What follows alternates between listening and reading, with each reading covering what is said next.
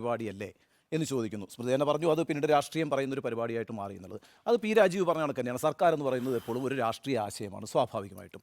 അപ്പോൾ അല്ലെങ്കിൽ പിന്നെ നമ്മളിപ്പോൾ ഓരോ സർക്കാരുകളെ തിരഞ്ഞെടുക്കണ്ടല്ലോ, ഒരു മന്ത്രിസഭയെ തിരഞ്ഞെടുക്കണ്ടല്ലോ, കാരണം ഉദ്യോഗസ്ഥരെ കൊണ്ടൊക്കെ ഭരിപ്പിക്കാമല്ലോ. അപ്പോൾ ഒരു രാഷ്ട്രീയ ആശയം തന്നെയാണ് സർക്കാർ എന്ന് പറയുന്നത്. സ്വാഭാവികമായിട്ടും സർക്കാർ ജനങ്ങളിലേക്ക് പോയിട്ട് അവർ അനുഭവിക്കുന്ന പ്രതിസന്ധിയെക്കുറിച്ച് പറയുമ്പോൾ ദിവസേന പറഞ്ഞുകൊണ്ടിരിക്കുന്ന കാര്യങ്ങൾ രാഷ്ട്രീയം തന്നെയാണ് എന്ന കാര്യത്തിൽ തർക്കമില്ലെന്ന് മാത്രമല്ല, ദിവസേന രാഷ്ട്രീയ പ്രതികരണങ്ങളും മന്ത്രിമാർ നടത്തിക്കൊണ്ടിരിക്കുകയാണ്. അപ്പോൾ അതൊരു പൊളിറ്റിക്കൽ പ്രോഗ്രാമായിട്ട് മാറിയിട്ടുണ്ട്. രാഷ്ട്രീയം പറയുന്നത് തെറ്റുമല്ല. അപ്പോൾ ആ അർത്ഥത്തിൽ ഒരു രാഷ്ട്രീയ പരിപാടിയായിട്ട് തന്നെ മാറിയിരിക്കുന്ന ഇതിനെ ഒരു സർക്കാർ പരിപാടിയായിട്ട് ഇപ്പോൾ കാണേണ്ടതില്ല. ഒന്ന്. രണ്ട്, നികേഷ് പറഞ്ഞൊരു കാര്യമുണ്ട്, ഈ ഡാറ്റ ശേഖരണം എന്ന് പറയുന്നു. നോക്കൂ, ഈ പറയുന്ന പരിപാടികളിലൂടെ നമ്മൾ ശേഖരിക്കുന്ന ഡാറ്റ എന്താണ്? ഇവിടെ വരുന്ന പരാതികളുടെ സ്വഭാവം നോക്കാം. നമുക്ക് ക്ഷേമ പെൻഷൻ ലഭിക്കുന്നില്ല, അല്ലെങ്കിൽ കർഷകൻ എന്നുള്ള നിലയ്ക്ക് എനിക്ക് എൻ്റെ വിളയുടെ കൃത്യമായ വരുമാനം ലഭിക്കുന്നില്ല, അല്ലെങ്കിൽ വിധവാ പെൻഷൻ ലഭിക്കുന്നില്ല, അല്ലെങ്കിൽ സ്കൂളില്ല, അല്ലെങ്കിൽ റോഡ് നന്നാക്കിയിട്ടില്ല. ഇത്തരത്തിലുള്ള പരാതികളാണ് നമുക്കിവിടെ ലഭിക്കുക സ്വാഭാവികമായിട്ടും. ഇപ്പോൾ വിലസ്ഥിരതാ ഫണ്ട് നന്നായി വിനിയോഗിക്കപ്പെടുന്നില്ല എന്ന് തോമസ് ചാഴിക്കാടൻ സ്വാഗത പ്രസംഗത്തിൽ പറയുമ്പോൾ തന്നെ തൻ്റെ പ്രസംഗത്തിൽ അദ്ദേഹത്തെ പരിഹസിക്കുന്നുണ്ട്. ഇവിടെ പരാതി പറയേണ്ട സ്ഥലമല്ല എന്ന് മുഖ്യമന്ത്രി. ആ അർത്ഥത്തിൽ അദ്ദേഹം അപമാനിക്കപ്പെട്ടു എന്നൊരു വികാരം ആ പാർട്ടിക്കുമുണ്ട്.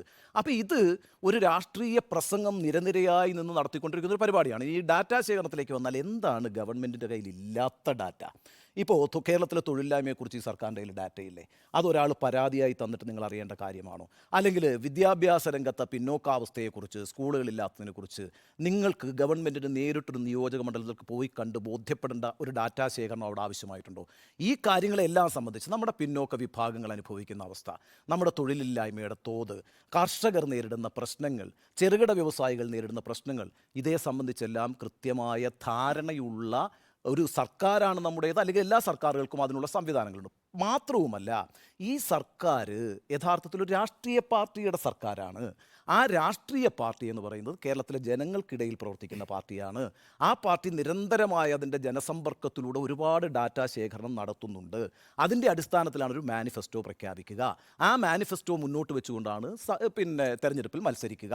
ആ മാനിഫെസ്റ്റോയാണ് നടപ്പാക്കുക. അപ്പം ഒരു രാഷ്ട്രീയ പ്രസ്ഥാനം അവരുടെ ജനസമ്പർക്കത്തിലൂടെയും പ്രവർത്തനങ്ങളിലൂടെയും ഇത്തരത്തിലുള്ള കാര്യങ്ങളൊക്കെ മനസ്സിലാക്കുന്നുണ്ട്.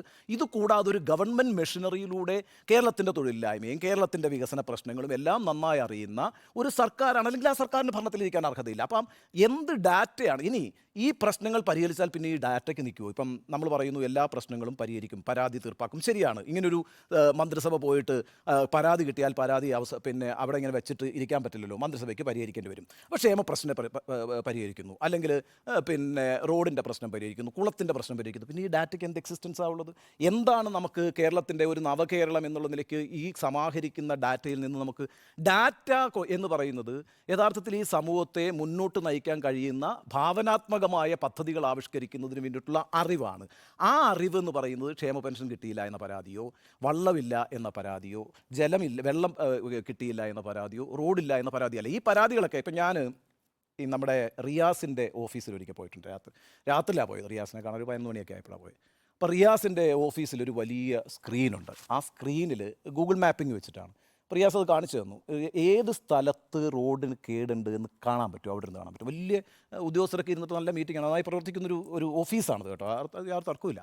അപ്പോൾ ഈ രീതിയിൽ വലിയ ഈ പറയുന്ന ഡിജിറ്റൽ സംവിധാനമൊക്കെ വികസിച്ച് കഴിഞ്ഞിരിക്കുന്നു. ഡാറ്റ എന്ന് പറയുന്നത് ഒരിക്കൽ പോലും ഈ പറയുന്ന സ്ഥലങ്ങളിൽ നിന്ന് ശേഖരിക്കേണ്ട ഒരു കാര്യമില്ല. അത്രയൊരു ഡാറ്റ അല്ല ഇവിടെ കിട്ടുക. പിന്നെ നികേഷ് പറഞ്ഞൊരു കാര്യം, ജനങ്ങളിലേക്ക് പോയി ജനങ്ങളോട് ഞങ്ങൾ അനുഭവിക്കുന്ന പ്രതിസന്ധി, ഞങ്ങൾ അനുഭവിക്കുന്ന സമ്മർദ്ദം ഒരു സർക്കാർ പറയണം. അതാണ് അതിൻ്റെ രാഷ്ട്രീയം. അത് ഈ പറഞ്ഞ കേന്ദ്ര സർക്കാർ വലിയ രീതിയിൽ സംസ്ഥാനത്തെ സമ്മർദ്ദത്തിലാക്കുന്ന സാഹചര്യമുള്ളപ്പോൾ അതിനെ വിശദീകരിക്കേണ്ടത് അത് പൊളിറ്റിക്കലി തന്നെ വിശദീകരിക്കണം. ആ വിശദീകരണത്തിന് ഞാനതില്ല. ആ വിശദീകരണം കൃത്യമായി നടക്കട്ടെ. അതുമായി ബന്ധപ്പെട്ട വിവാദങ്ങൾ പരമാവധി ഒഴിവാക്കാൻ കഴിയുമെങ്കിൽ അത് നന്നായിരിക്കട്ടെ. കാരണം അതിന് ഒരു രാഷ്ട്രീയ പാർട്ടി എന്നുള്ള നിലയ്ക്ക് CPM എടുക്കേണ്ട ഒരു തീരുമാനമാണ് ഇത്തരത്തിലുള്ള പ്രതിഷേധങ്ങളെ ഇങ്ങനെ അമർച്ച ചെയ്യുന്നതും പിന്നെ വീട് കയറി തല്ലുന്ന അവസ്ഥയുണ്ടാകുക. അത് പിന്നെ പത്രങ്ങളുടെയും മാധ്യമങ്ങളുടെയും ഹെഡ്ലൈനായിട്ട് വരിക. അവിടെ അതുമാത്രം ചർച്ച ചെയ്യപ്പെടുന്ന ഒരു സാഹചര്യം ഉണ്ടാവുക. അത് അഭിലഷണീയമല്ല എന്നാണ് എനിക്ക് പറയുന്നത്. ഈ പ്രതിപക്ഷത്തിൽ